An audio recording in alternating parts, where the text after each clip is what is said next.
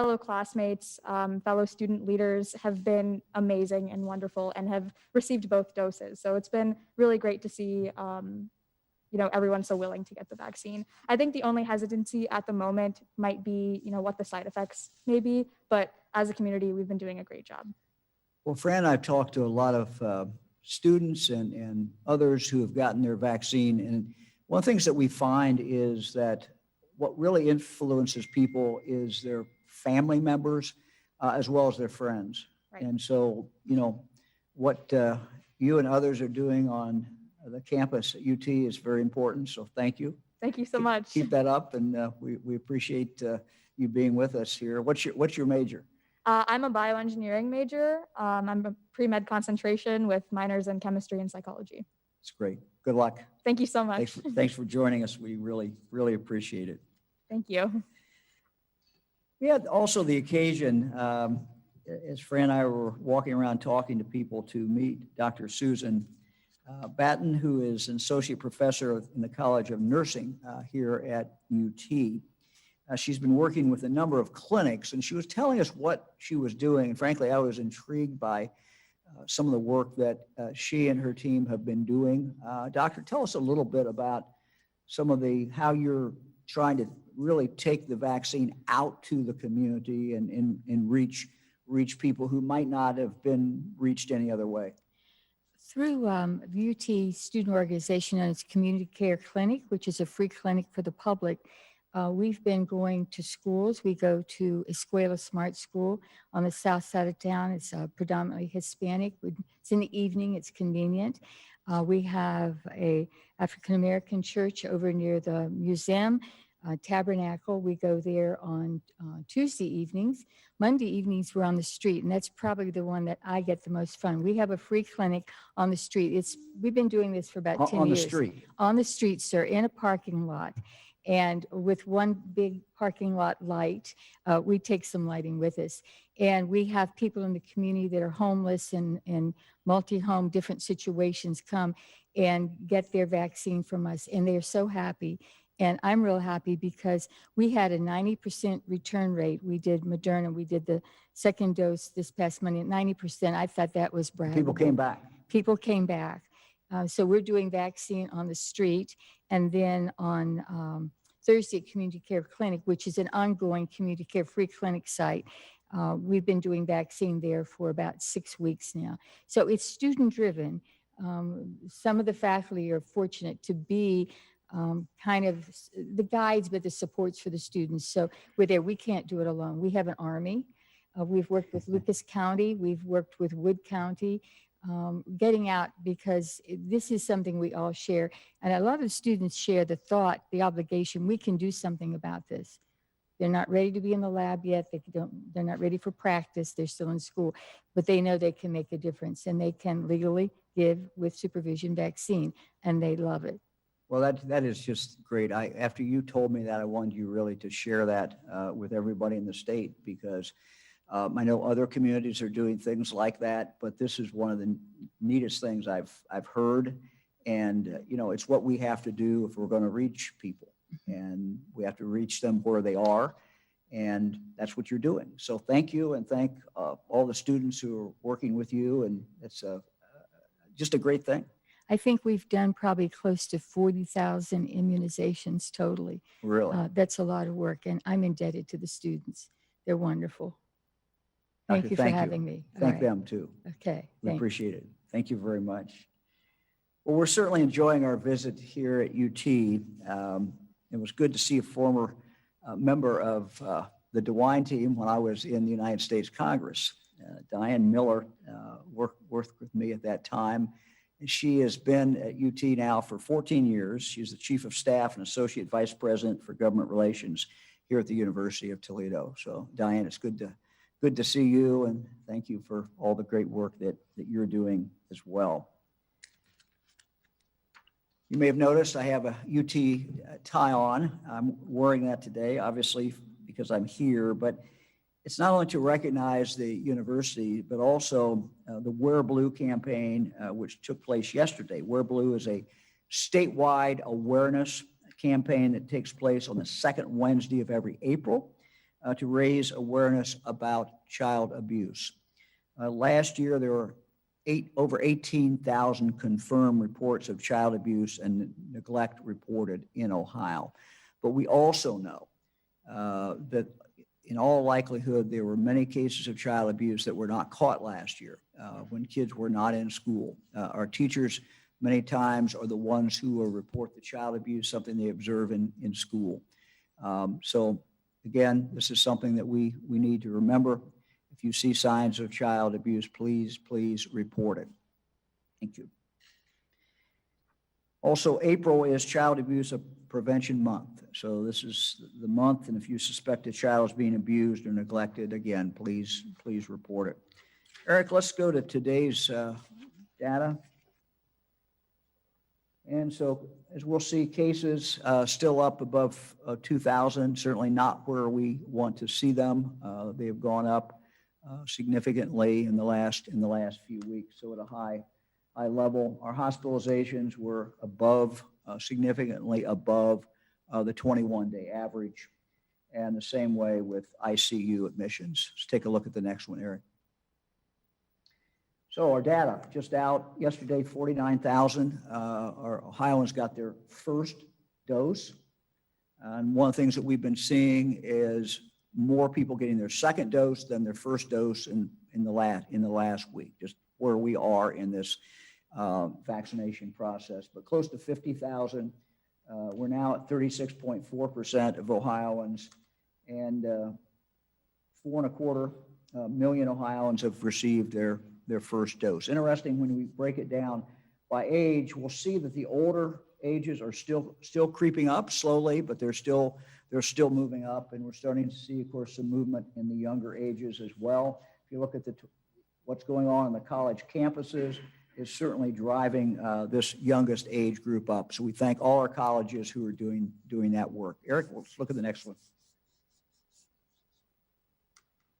This is really the slide that we ask everyone to continue to look at. And this is the number of cases per 100,000 over a 2-week period of time. So when people say, how's our county doing? Or how's my zip code doing? So look at that county number, and that's going to give you a pretty good idea of where you are.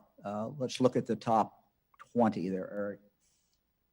And we'll look at a slide in a moment, but Lucas, where we are right now, unfortunately, is the highest county at 341.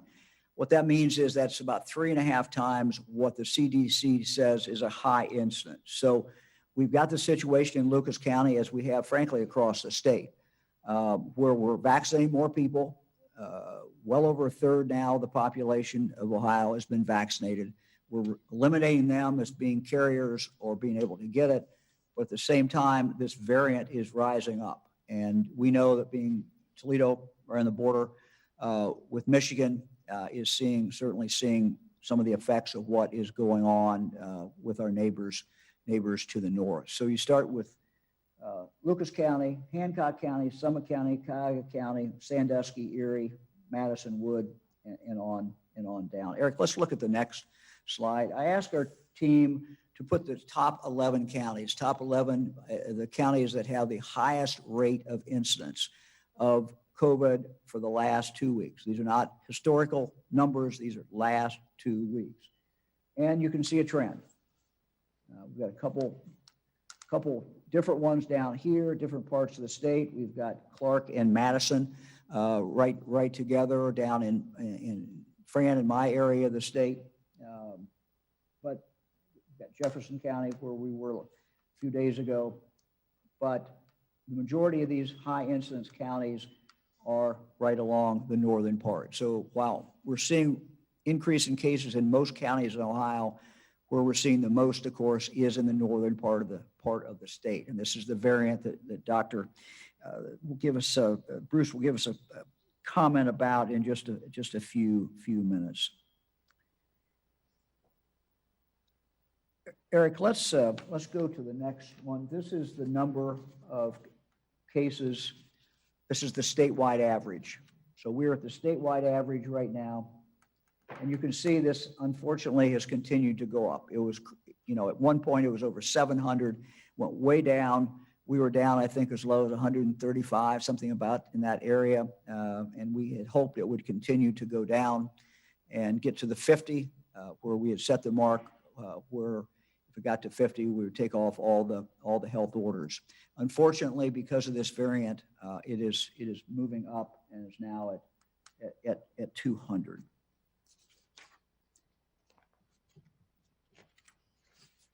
And let me just again do the summary in regard to the map that we had up a moment ago with the 11 counties. Those 11 counties that I referenced constitute about 1/4 of the population in the state of Ohio. So these are a significant number of people are living in these very high incidence counties. As you can see, most of them are in the northern part of the state. We know that many parts of the state are seeing increases in cases, but these are the highest, the top 11.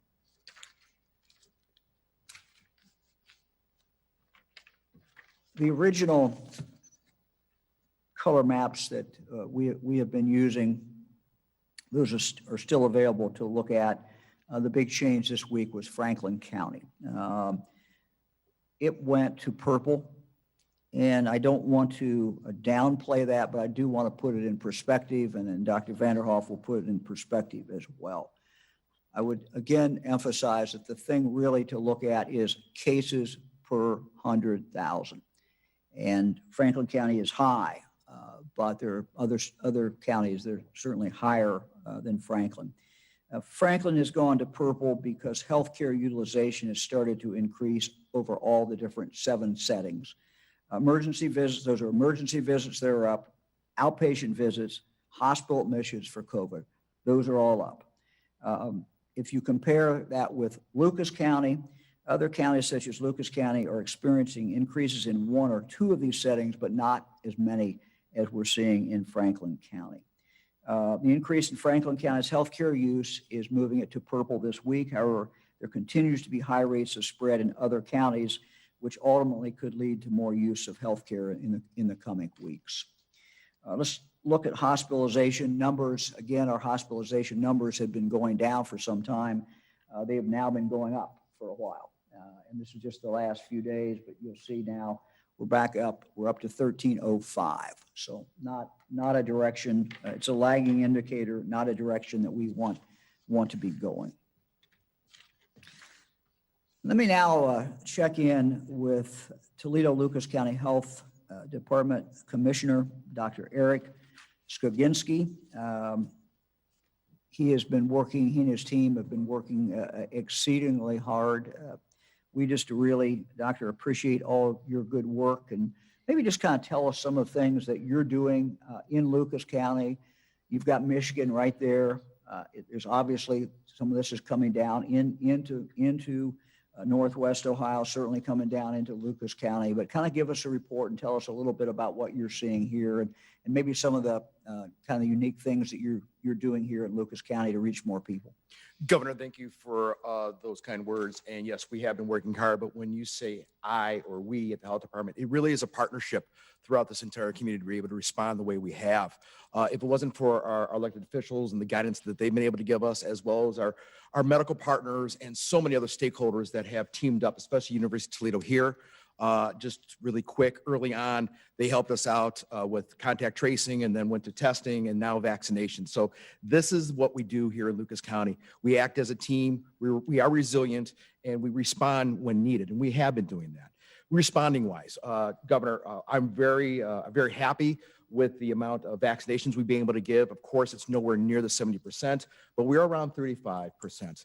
And we continue to trudge up that number. Yes, hesitancy is here in the community for vaccinations, much like it is across the state. I have the honor and privilege to speak with the governor every week, and we've been able to talk about this. And what do we do? How do we do that? And through the governor's leadership and advice, we've been able to, again, pivot. I've heard pivot several times today. We were doing mass vaccinations, Governor, at the rec center and throughout the community.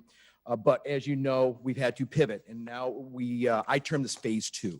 We are now moving more into the community settings where we've gone from thousands of doses to hundreds of doses at a pod and really trying to get into the community. Some of the things that we're looking at doing is, again, at the mass vaccination clinic, it's very hard to do walk-ins, but at these smaller clinics, we are going to start taking walk-ins. Matter of fact, I announced today about walk-ins. We are going to try a little bit at the mass vaccination site because we figure we're going to have less numbers. So that's going to be really important to be able to get that barrier knocked down of having to get onto VMS and actually schedule your appointments. We feel that's a barrier.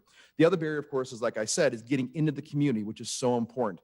We need to get to community centers. We've been going to churches, to the faith-based community.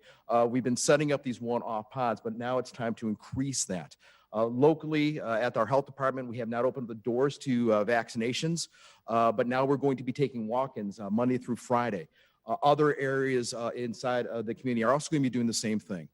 Today, we talked on my press conference earlier today about our businesses. As you've mentioned, and I don't want to say directed, but you've highly suggested to make sure you get into your business. And we have been doing that. Our partnerships with our hospitals and other entities have lists of businesses. We've asked for an additional list of businesses, actually smaller ones. The businesses that we've been actually targeting are those larger businesses with maybe hundreds to thousands of individuals. My ask today was, if you have 2 individuals with inside of business to 2,000 that have not had a closed pod, please sign up. We're going to try to get out to you. So we're taking this on the road to them. What does that mean, Governor? It means that we can go ahead and not only reach those employees, but we will reach their family members, and hopefully those closed pods then would turn into an open pod once we get those employees done, to be able then to look at the community setting around it. Because again, small business is extremely important in so many ways, but they're inside of those community aspects. And if we get to those small businesses, we might be able to, again, target some of those communities that are underserved. I want to talk really quickly about our equity initiatives. Again, I don't want to go too quick because it is so important. Our underserved during the entire pandemic has been a true concern. Now we're here with the vaccinations. We saw it early on. There was hesitancy with our African-American and Latino populations. We've attempted to attack that issue as a community, not as a singularity, whether it's the health department or Mercy or Promedic or UT or St. Luke's or somebody one off. We came together as we always do, and that was so important when I mentioned that early on. This community comes together. Our partners came together, and we sat down and said, what do we do? We are giving 20% of our doses every week to equity. What does that mean? That means that we could actually be giving those doses as a provider. We might be giving slots for a pod to be able to get those individuals in, or we might just be giving those doses to another entity, another provider, such as Flock, with Dr. Pat and his crew, to be able to give those to the Latino underserved. We know we have to take these vaccinations to that community because, again, hesitancy for our underserved are a number of barriers that we have to contend with. One is the idea of mistrust, transportation, having to sign up. So we have to knock those down. Transportation, we've attempted in this community to do that. TARTA is an amazing organization and entity within inside of our county. They've teamed up. They've actually have bus lines to our mass vaccination sites. What we're asking to possibly to do here is figure out, can we use TARTA in any other way to, again, get people to sites that may be a little bit too far away to walk. It really truly is an initiative that this community has done to be able to respond to it throughout this event.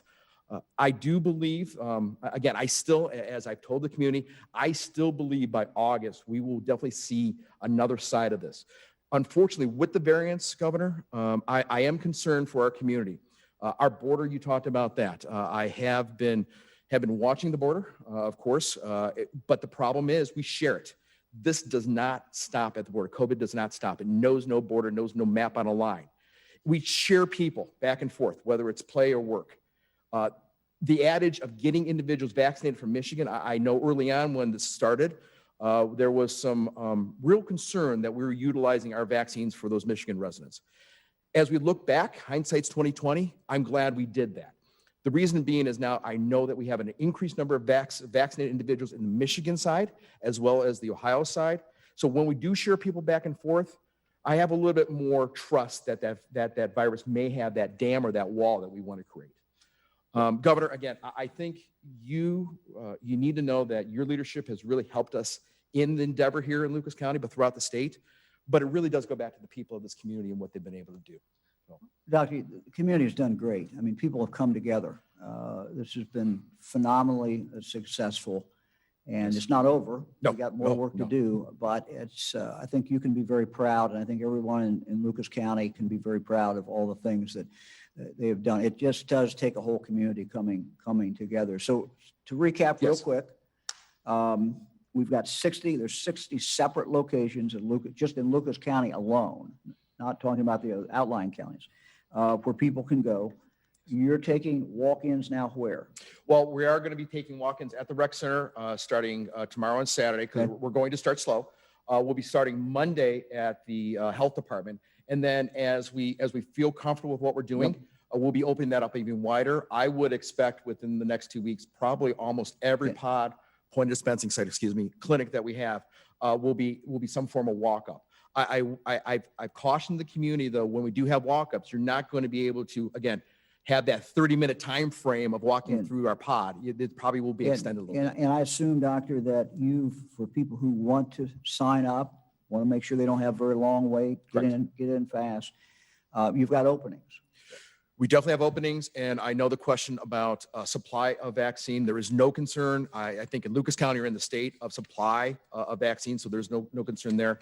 To your point, again, we understand barriers. The Ohio Department of Health has loaned us 50 computers to be able then to hopefully speed up the walk-in process. Great. Doctor, thank you. Thank you so much, We Governor. appreciate it. Thank you. Appreciate you. Thank your team for us. We Yes. appreciate it.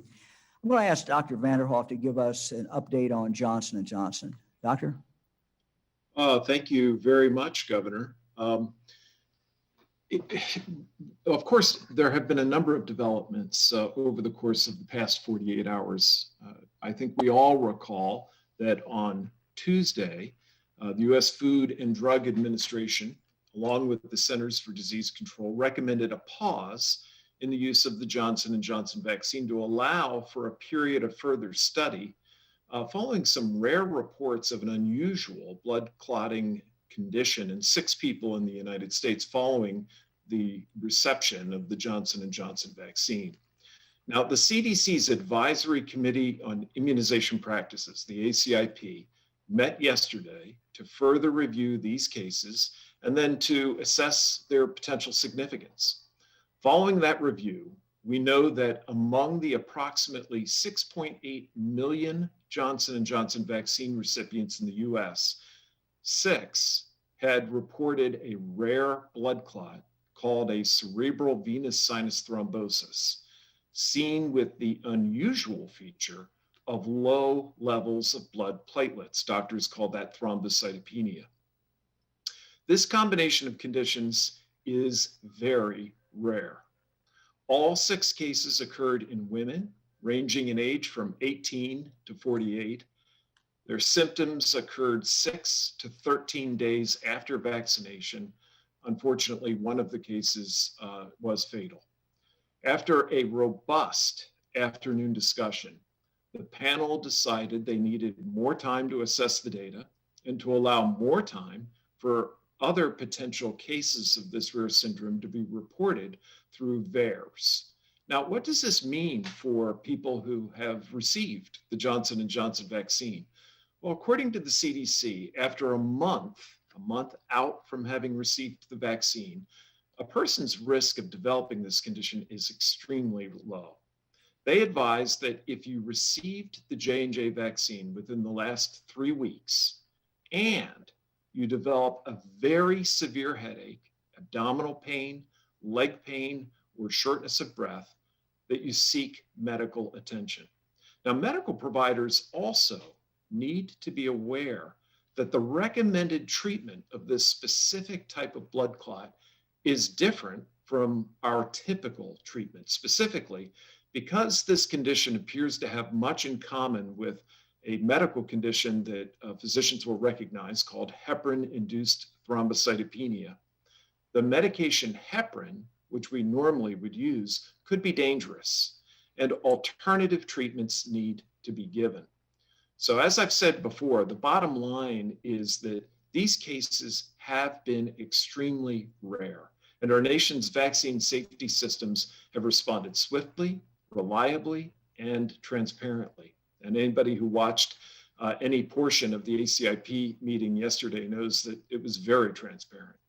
Now, while I think we've all would have liked for the ACIP to have offered definitive guidance yesterday, there's no doubt in my mind that they are taking the prudent course of waiting to gather more data before offering further guidance regarding what appears to be a very rare risk for some people who received the J&J vaccine. Thank you, Governor. Doctor, thank you very much. As the health commissioner just talked about, we're starting to see more providers who are opening up for walk-ins. We also, have, you're seeing across the state, now we have 1,500 providers, 1,500 different places where you could get the vaccine, and we're seeing more availability.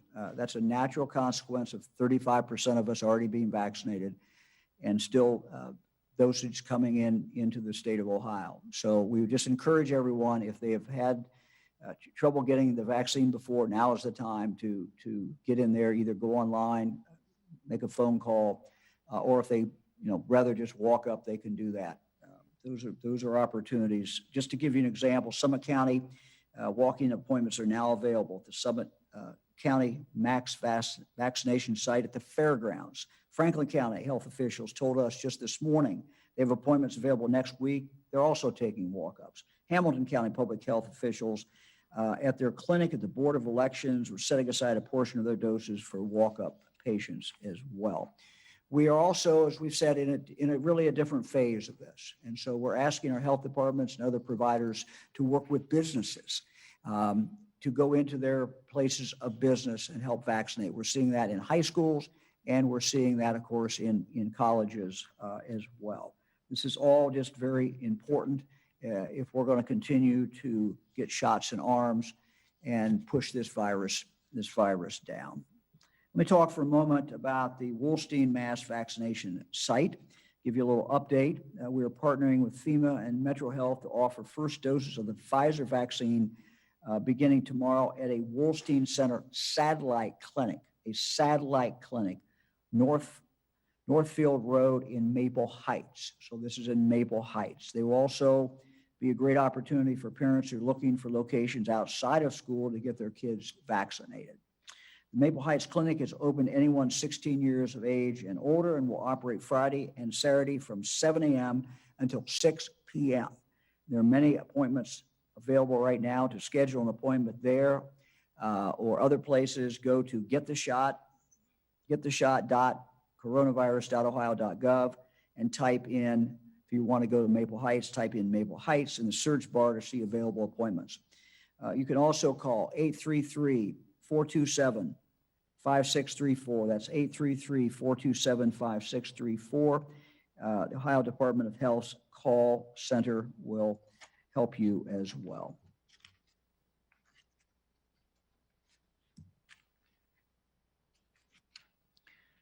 We checked this morning, just to give you an idea, Hamilton County Public Health Clinic, Board of Elections in Norwood had around 400 doses for anyone who wants to come in.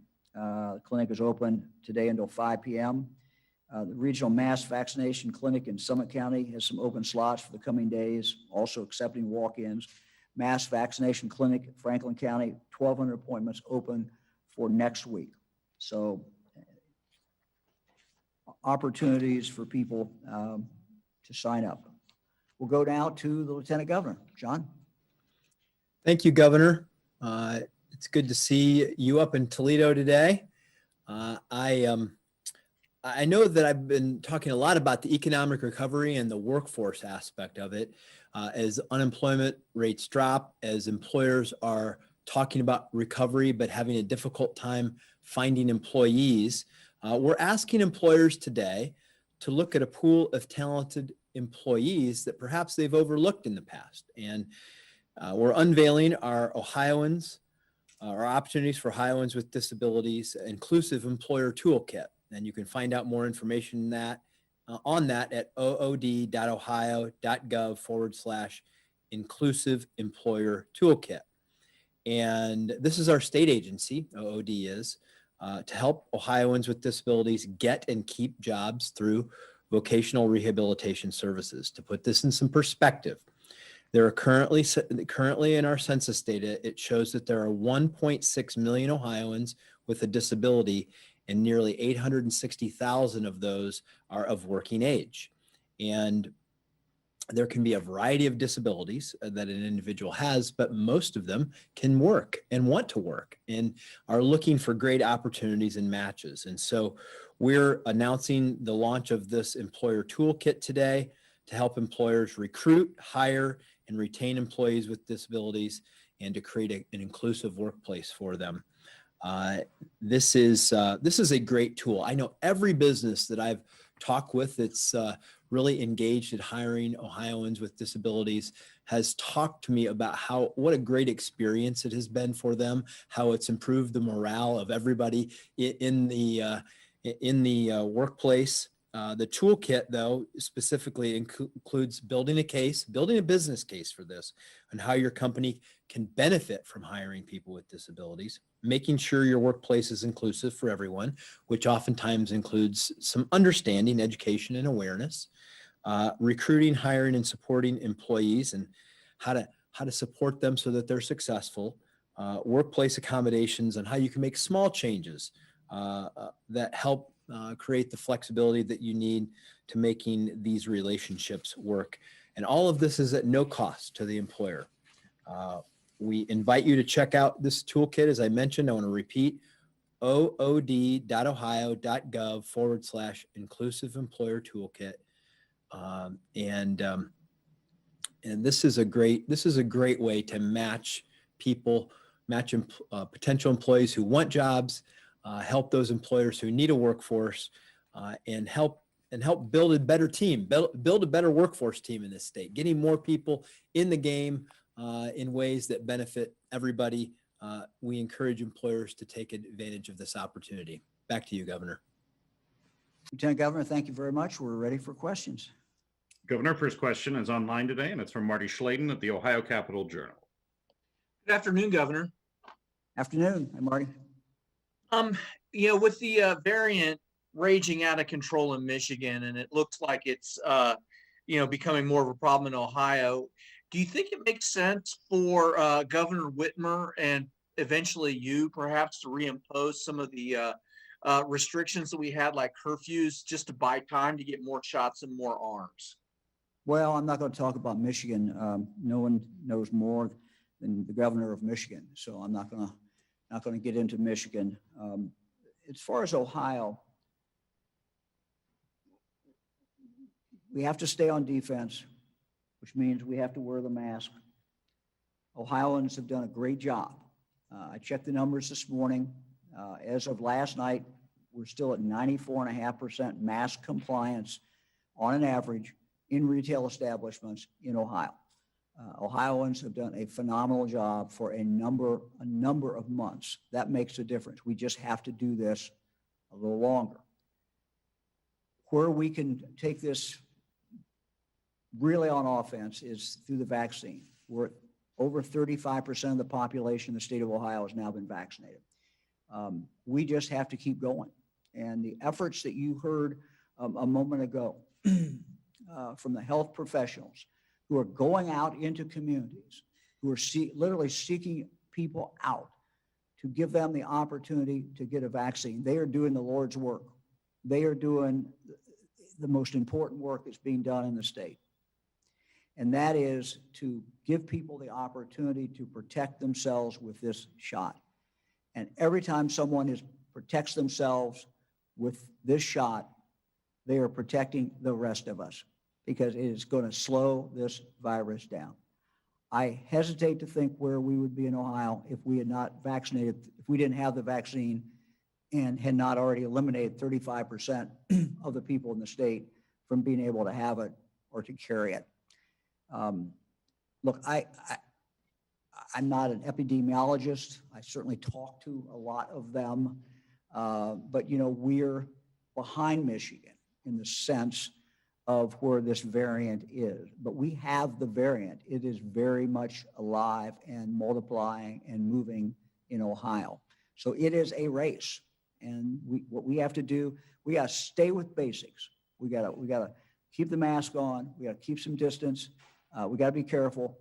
At the same time, we have got to really put the emphasis on getting the shots. That's why every employer out there who has the opportunity, does have the opportunity to reach out to your health department or reach out to a health provider and have them come into your business and vaccinate people in your business. You will get a bigger uptick.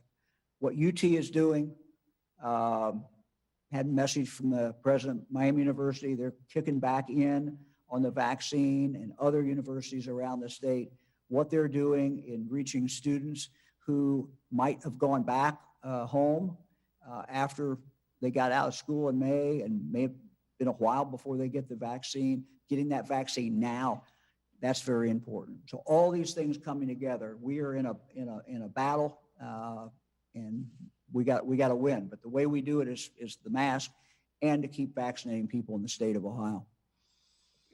Next question is from on-site at UT, and it's from Melissa Veitch at WTVG in Toledo.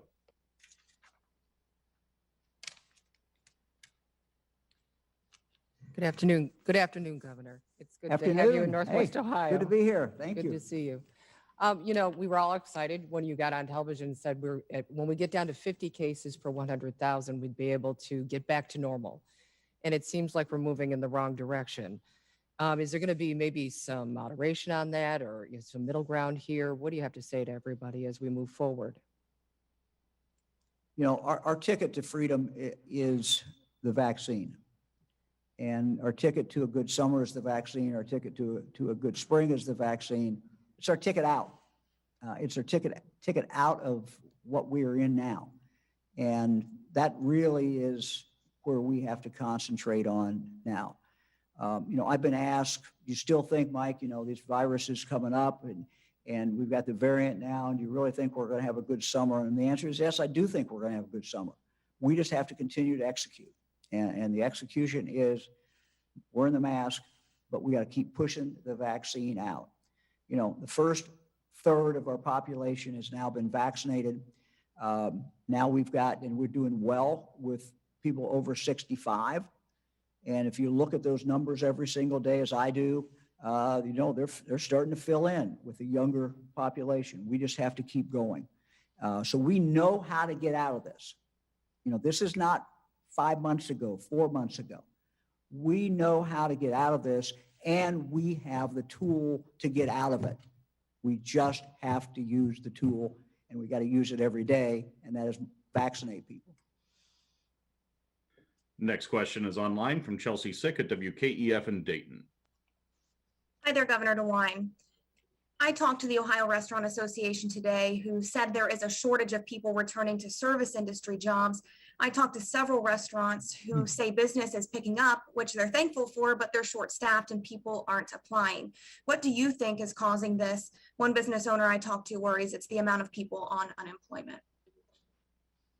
Well, I know what some restaurant owners have told me as I've talked to them. They've told me that, some of the things that the federal government has done in regard to unemployment benefits or other benefits may have impacted that. I'm not in the industry, so I'm not the person to ask really about that. But I think what you're seeing is good. And what you're seeing is good in the sense that people are in fact going back to restaurants. 1/3 of us now have that ticket, that freedom, and people are exercising that. They're going to restaurants, they're sitting down, they're meeting friends who've also been vaccinated. And this is all a very, very positive thing. But as far as, exactly, what's going on with restaurants, you're much better off interviewing 4 or 5 restaurant owners than me. So I'm getting it secondhand. I see our mayor out here. Wade, how are you? Come up and say hi. Come on. Stand up here. Come on. I just spotted you out there. I'm sorry. Standing at the wrong podium. You're good. We're doing well. I got my second shot yesterday, so my arm is a little sore, but other than that, we're doing well. I came here especially because I was hoping the First Lady would bring her chocolate Buckeyes, and I see that she did. So we're in good shape. In all seriousness, next week, we're making, no, I'm just kidding. Sorry. You gotta have one, you gotta have one. All right, no, well, no. All right. Well, next week, we are making a few of our fire trucks and ambulances available to the V Project and the Health Department and use them as sort of mobile, I don't know how to describe it, not mobile vaccination sites, because we're starting to go door to door. I think Wednesday is the date we have in mind. We're going to start going door to door. And if we encounter someone who wants the vaccine, but, you know, is having a hard time getting it, we'll be able to say, well, in that ambulance right behind you, you know, you can go get one right now. So we're trying to do our part working with all these wonderful partners. Thank you for the Buckeye. Governor. Thanks so much. The mayor and I talk. We didn't talk today. I missed the call today. John was on, Lieutenant Governor was on. But John, I talk to the mayors of our major cities every time we get ready to have a press conference. And so, Wade, thank you for your work. And the community's really come together. It's the county commissioners, you, everybody, elected officials, but it's also nonprofits. It's everybody really making a difference. Lieutenant Governor. Yeah, you know, one suggestion that we work with all employers on who may have employees who have some hesitancy to return to work is to work with your local health department to get them scheduled for vaccinations so that they can feel protected, so that they can feel that they are ready to go back to work. And so work with their local health providers, work with your local health department to get all those employees vaccinated so they can have the confidence to go back to work and serve your customers. Great. Next question is on site at UT, and it's from Tom Troy at the Toledo Blade. Hey, Tom. Good to see you in person. Thank you, sir. Nice to see you in Toledo and also Mrs. DeWine. Thank you. You just mentioned a minute ago, talking about people getting the vaccine. We're doing well with people over 65. What's the problem with the people under 65? What are we seeing in common? What is the common denominator for people that are hesitant or unwilling to get the vaccine? Well, one difference is the older you are, the longer you've had to get this shot, because we opened at 80 and then went to 75, 70, 65 and down. You know, I think that the data is pretty clear that the likelihood of death goes up the older you are. And that's why we, you know, first targeted people who were over 80 and then down. That's why we targeted people who were in nursing homes. But the reality is that anybody can get it. We just heard about someone who was 40-some years old and got it and has died from it. So, you know, it's not benign. It's not benign for you, no matter what your age is. And there's a potential of dying. I have on my desk a card the family sent me of a young person who I think was 20, University of Dayton student. So it can strike and have horrible, horrible consequences for anybody's age. I think if young people look at this as this is your ticket to freedom. This is your ticket to go visit your grandmother. It's your ticket to travel. It's your ticket to do all kinds of things. And if we look at it that way, I think we have a great shot at getting enough people vaccinated of all ages. So it's a process. I look at this as a process. It's like a lot of things in life. You know, the first third of it is easier. You know, the first third people we vaccinated in this state were people who really, really wanted it, had made up their mind they wanted it. Now we're into the next third. And the next third are people, you know, it's not that people necessarily are against doing it. They just haven't got around to it in some cases. And Fran, I've learned a lot. I mean, when we go out and just literally talk to people who are getting vaccinated and they tell us, you know, I always ask, did you have a hesitancy? And you're getting vaccinated now. I might see somebody who's older and they're just now getting vaccinated. And the question would be why? And many times the answer comes back, well, I just kind of wanted to see how it's going to work out. I didn't want to be the first to do it. So I think it's a process. Our experience is that the most trusted person is their medical doctor, their personal doctor. But we're also seeing people really influenced by their own family members and by their own friends. And so we just encourage everyone who's got the shot, go out, talk to your friends, talk to your neighbors. But I think really what is going to drive this is a ticket to freedom. This vaccine is a ticket to freedom. Next question online is from Alexis Moberger at WSYX in Columbus. Hi, Governor. Now that Franklin County has gone to a purple level, will we see any more restrictions, a possible curfew, anything to follow? We certainly do not intend to do anything in regard to the schools or anything else. What I think people should look at is the case numbers. And while Franklin County is certainly not low, it's not the highest. I think people should look at those case numbers. And what we're seeing in Franklin County is we're seeing in many, many, many other counties in Ohio, and that is a strong variant, a variant that is multiplying very quickly, a variant that is more contagious than what we have seen in the past. So we have this dichotomy, really, of a lot of people in Franklin County are now vaccinated. A lot of people aren't going to spread it. A lot of people aren't going to get it. We're making it harder and harder for this variant to multiply, but at the same time, it's so powerful that it is multiplying. So we know what we have to do in Franklin County. We know what we have to do across the state, whether it's Lucas County or Wood County, wherever it is. And that's, we got to keep getting vaccinated, and we got to do it at a fast rate.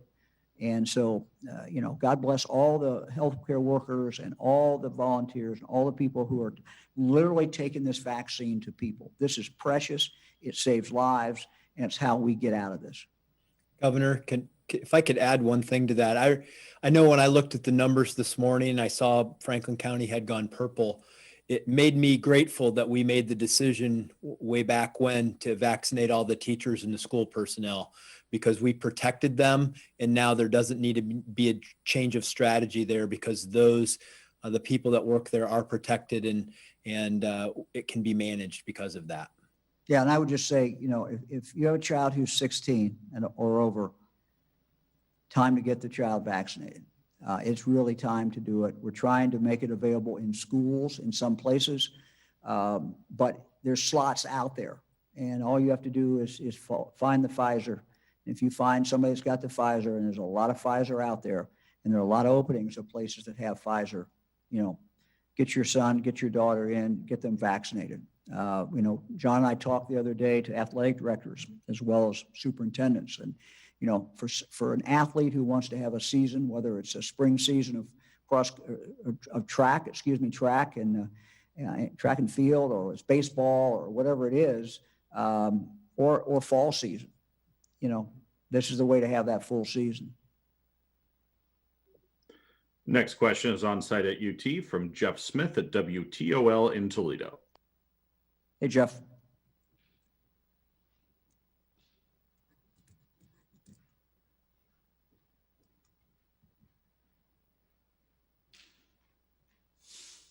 Sorry about the long walk around, Governor.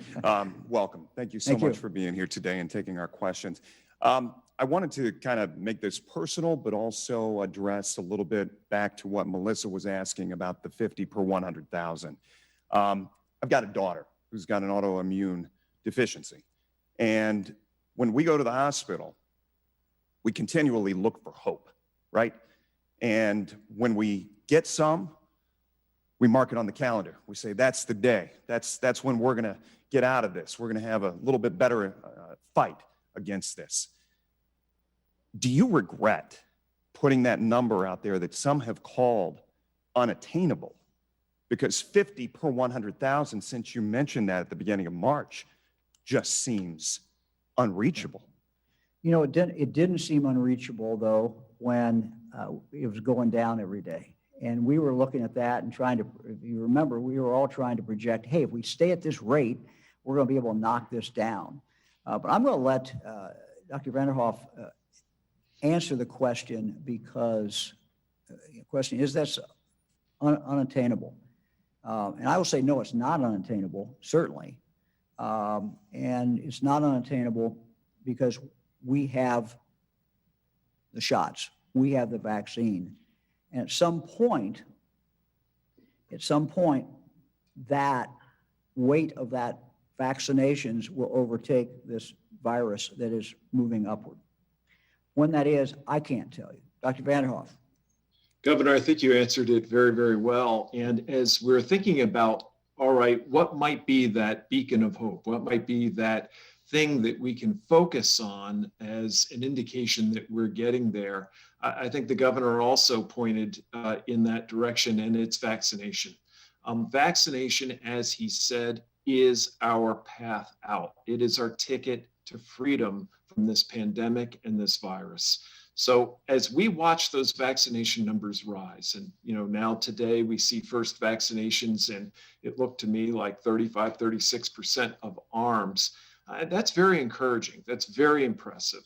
And we know from looking at other parts of the world who have contended with this variant that as their vaccination levels rose, even the variant was put at bay. And so you can look at places right now like Israel, which is surrounded by high concentrations of variant, and yet in that country with very high vaccination rates, it's pretty much business as usual. They've gone back to pre-pandemic behaviors and are having no trouble. If you look at the UK, which was frankly devastated by the B117 variant, they're finding themselves now being able to lift a lot of restrictions, get back to normal, and it's all because of vaccination.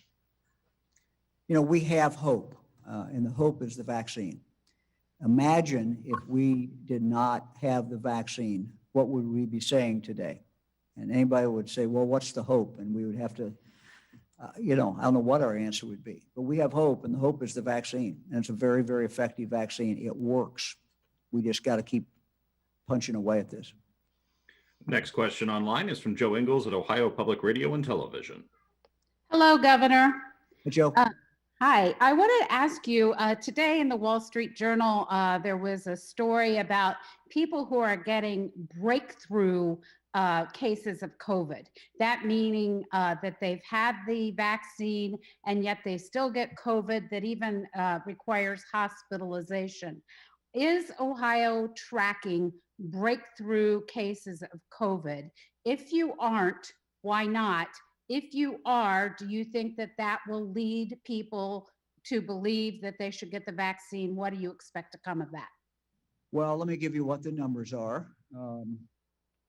There have been 154 reports of fully vaccinated individuals, those 2 weeks from their final dose of vaccine, later getting COVID-19. So we have 154 cases that we are aware of. In these cases, of this 154, there have been 14 hospitalizations, and there have been zero deaths.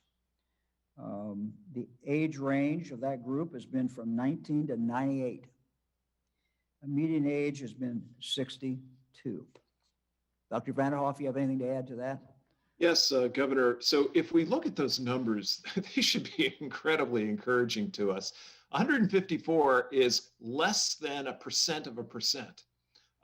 We, from the beginning, were thrilled because these vaccines appeared to be about 95% effective. Well, they're proving to be more effective than that in the real world. Remembering that no vaccine is ever going to be 100% effective for a whole variety of reasons. And as we look at these cases, they fall into a time frame very often where, it could be a simple matter of, we recognize it takes 4 to 6 weeks from the first vaccine until a person is fully protected.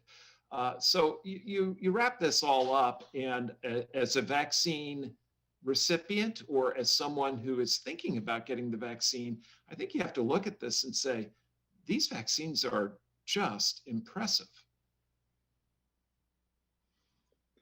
Next question on site at UT is from Brian Steinmetz at WNWO in Toledo. Hey, Brian. Governor DeWine, Mr. DeWine, thank you for being here. It's a pleasure. With the existing hesitancy to get the vaccine and the growing concerns with the Johnson & Johnson vaccine, how concerned are you that that will add to the hesitancy in the area? I know it's across the state. Well, that's a good question. And I don't think we know for sure. Certainly the stories connected with Johnson & Johnson and what the federal government has done has not helped people's confidence. But I think, as Dr. Vanderhoff says, this is a very transparent process. It should give people confidence that there is a process in place. And only based upon what I'm reading, same thing everybody is reading, you're talking about less than 1 case per million vaccinations. And I'm not the doctor, or the statistician, but if you look at some of the articles that have been written, and some of the experts have talked about risk, and there's a lot of things that we do that are a lot higher risk than 1 in 1 million. So I'm not making light of it. I think they're going through the process. They need to go through and do what the experts do. But I think in the end, people will have confidence in the system, and we'll move forward. We are still seeing a lot of people vaccinated yesterday. It wasn't with Johnson & Johnson, but it was the 2 others. And I think that people, when they weigh whatever small risk there might be connected with the vaccine, it pales in comparison to trying to do battle with a virus that has been morphed into something that is much more contagious than even was before. So, it is dangerous out there. And getting the vaccine is really the way that we get our freedom. And I think in the end, that will weigh heavily on people. People, Ohioans are pragmatic and they're rational. And they try to weigh things out. And I think when they weigh things out, it's going to be clear. It's already been clear to over, a third of us that they should be vaccinated. Next question is from Laura Hancock at cleveland.com. Hello. On Tuesday, one of the medical experts said that the vaccine demand among people who are younger, like age 40 below, is decreasing compared to older Ohioans. If that's the case and you have no plans to create a vaccine passport, how are we ever going to get over this? What actions can the state take if a significant portion doesn't want it? Well, I'll go back to what I said a moment ago, maybe explain it a little bit more, but people are rational people. And people are making decisions every day about getting vaccines. Fran and I just met as we walked around and we talked to students, late teens, early 20s, who are getting vaccinated today. They didn't have to get vaccinated today. They're getting vaccinated today. And when you talk to them, they will explain why. And there's a rational basis for why, they are getting vaccinated. They want to see their grandmother. They want to do this. They want to travel. They want to go to a restaurant. They want to go to a bar. They want to feel confident. They want to have that confidence level. And so that's what's happening. And people are making choices, rational choices. And they're trying to say, okay, if I get this, compare whatever the risk is versus what the risk is of not being vaccinated and not being covered and going out into the public. And I think that, again, we are still seeing people die. We are still seeing people get very sick. We're seeing young people get sick. So, these are rational decisions that people are making. In our nursing homes, We are saying to people who work in the nursing homes, you know, if you're vaccinated, it will be one level of testing. If you're not vaccinated, it will be a more stringent level of testing. We are seeing employers who are making, you know, decisions. So, you know, I just think all the different things that are out there that people make their decisions, it's not always about the government. In fact, usually it's not about the government and shouldn't be about the government. It's about what are their odds and where do they feel confident. And I think not only is this ticket to freedom, it's a ticket to giving you confidence. It's a ticket to having you not worry all the time that you're going to come down with the virus. I think that's powerful. Next question online is from Nathan Hart at WCPO in Cincinnati. Hi, Governor. Since the state of Ohio brought in subject matter experts from the private sector a little while ago to help fix the unemployment system, what progress has been made? I don't have the director on here. I'm happy to bring the director in next time. He was giving me a briefing today. He testified today in the state legislature. So I'm going to pass to the man who's dealing with that every single day.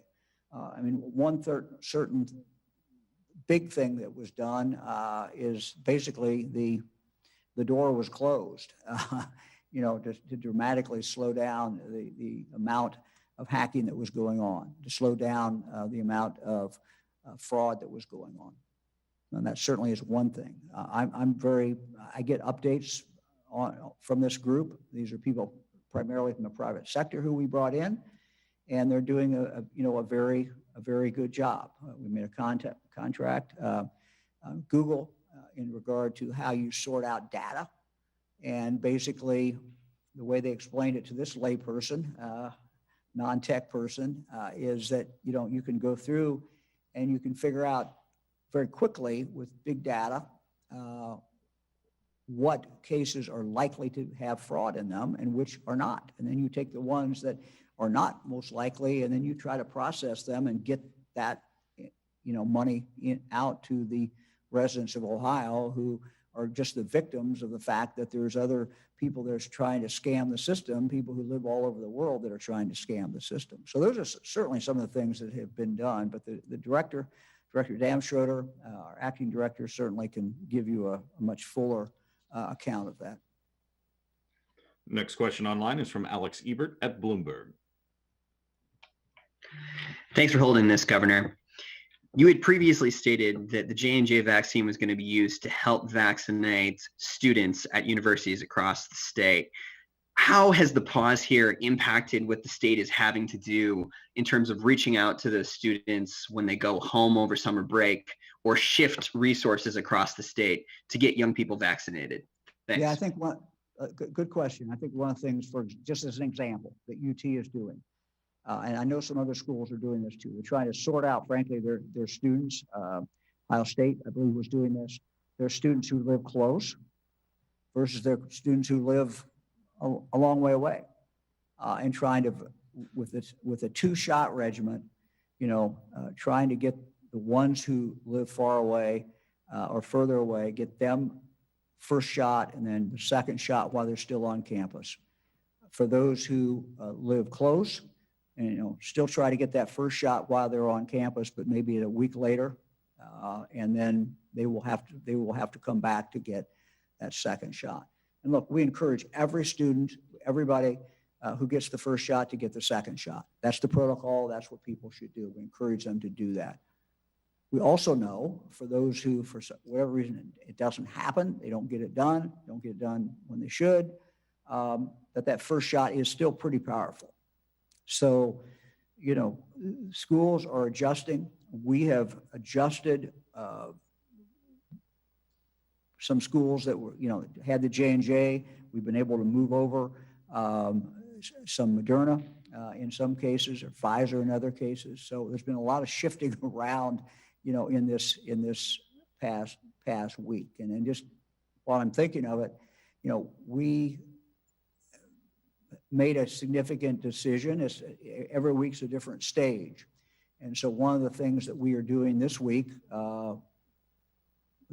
when we tell the federal government where to ship it, we have a lot of primary care physicians who for the first time are going to be getting the vaccine. And what we believe that's going to do, nobody knows their patients better than the primary care physicians. And they're going to be able to reach out directly to their patients. And some patients,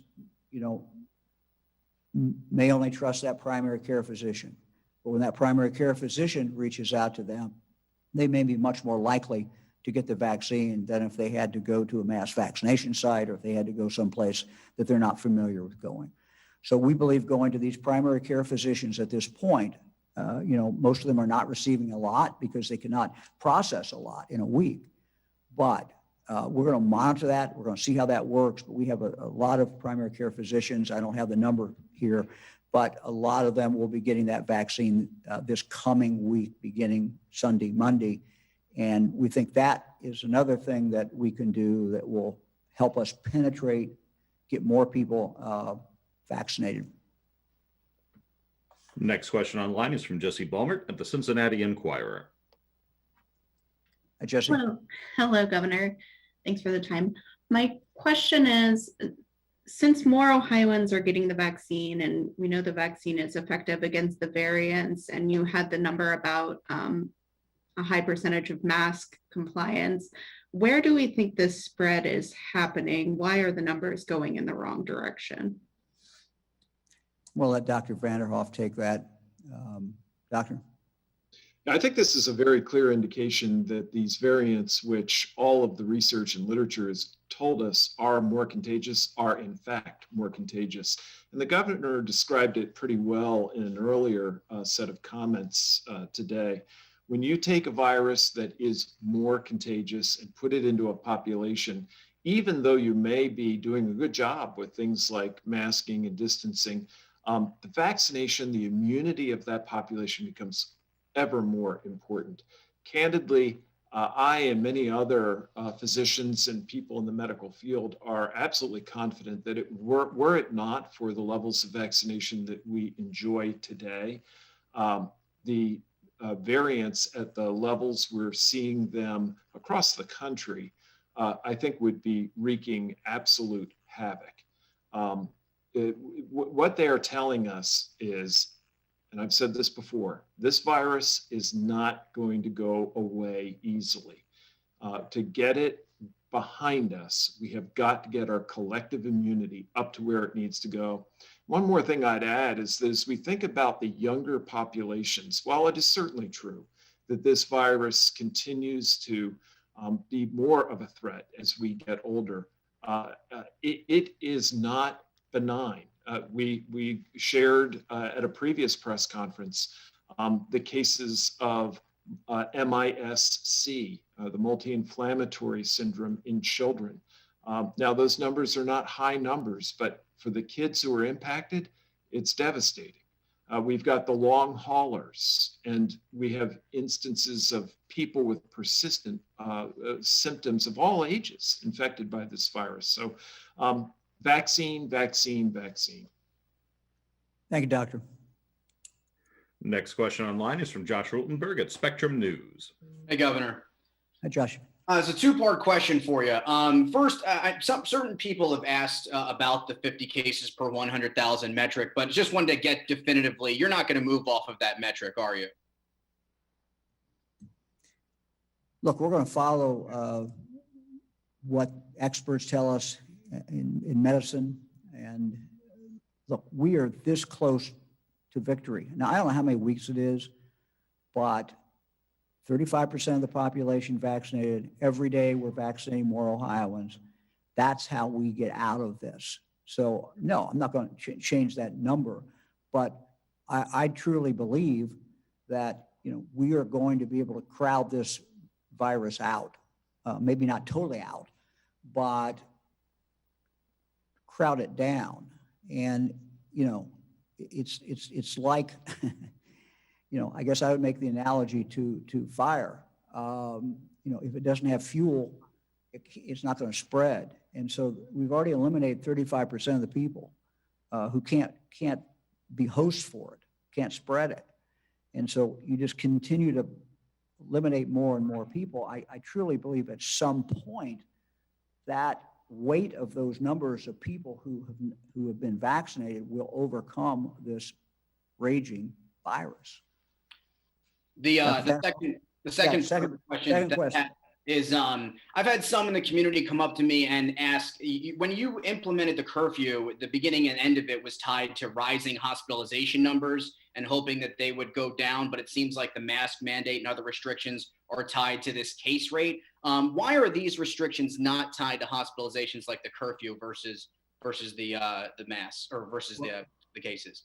Well, first of all, we're not even close to where we were, the number we set in regard to the curfew, if I understood the question. Not even close to that. I mean, look, we use the tools that we have, and we've learned a lot throughout this. And one of the things that we've learned is the power of the mask. We're all sick of masks. I get it. You know, even this beautiful one that says UT on it. You know, people are tired of wearing them.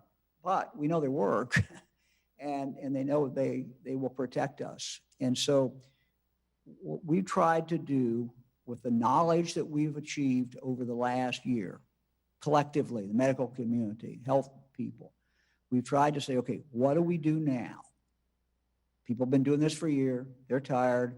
And so what we basically said is, we think you can do about whatever you want to do. You just got to be careful and wear a mask. And if you do that, and at the same time, now that we have the vaccine, the power of the vaccine, the power of this vaccine it's our ticket out. It's going to get us there. It's going to get us home. And so it's a different situation today. We now have that vaccine, and we know the power of the mask. And so we're going to concentrate on those two things that make the biggest difference. Next question online is from Kevin Landers at WBNS in Columbus. Hello, Governor. Hey, Kevin.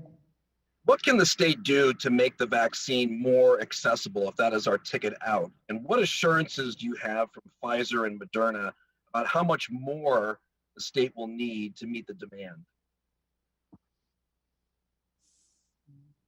Well, we're getting in this coming week, over 400,000 doses. It's not as many as we got because you're taking out the Johnson & Johnson, and you're taking out from the federal pharmacies, and you're also taking it out from what we were getting. So, but in spite of that, we're still getting over 400,000 doses. And in regard to what else the state can do, we're very open to ideas and suggestions. But the most powerful thing in this fight is what local communities are doing. We're empowering them to do it, but they're the ones who are doing it. So like the mayor talked about, it's like the doctor talked about, going out into that community. How do we reach more people?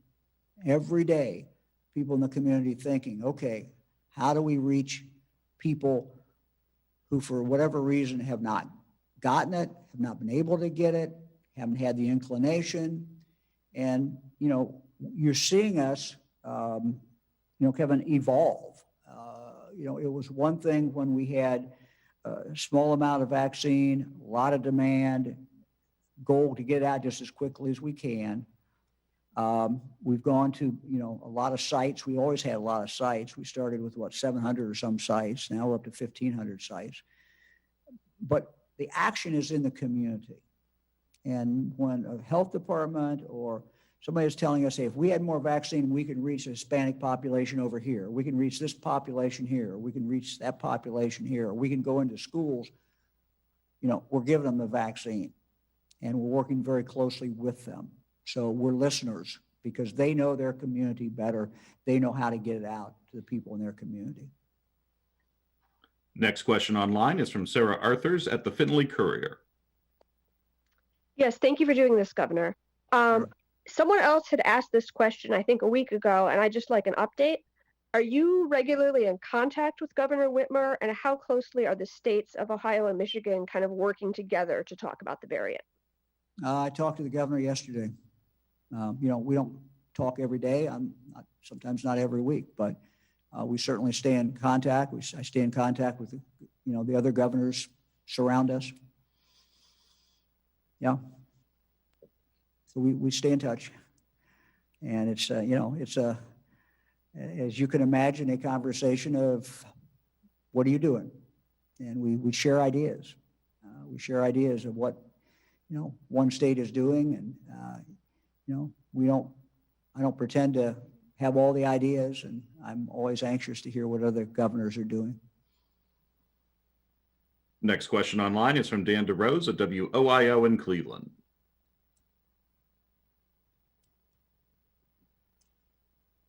Hey, Dan.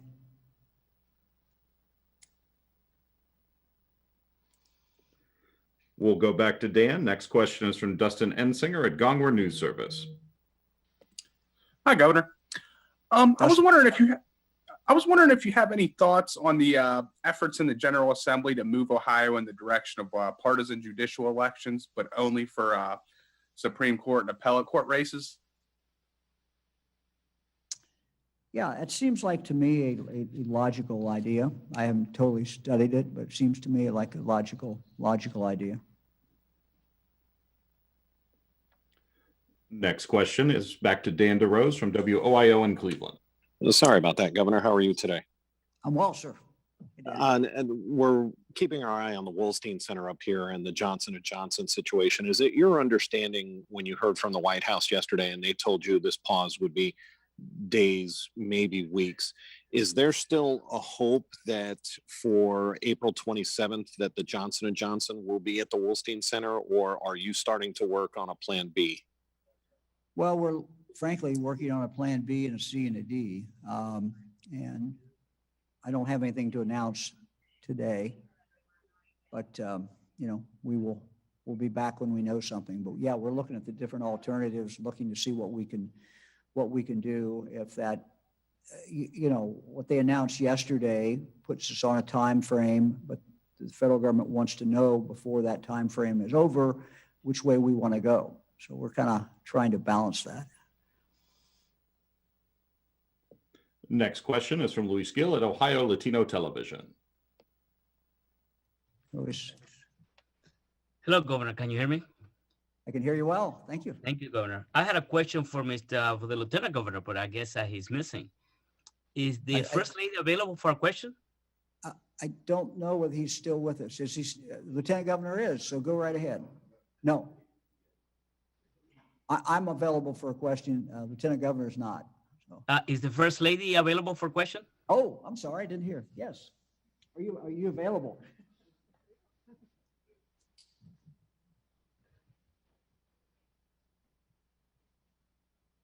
Hello, Mrs. DeWine. Hello.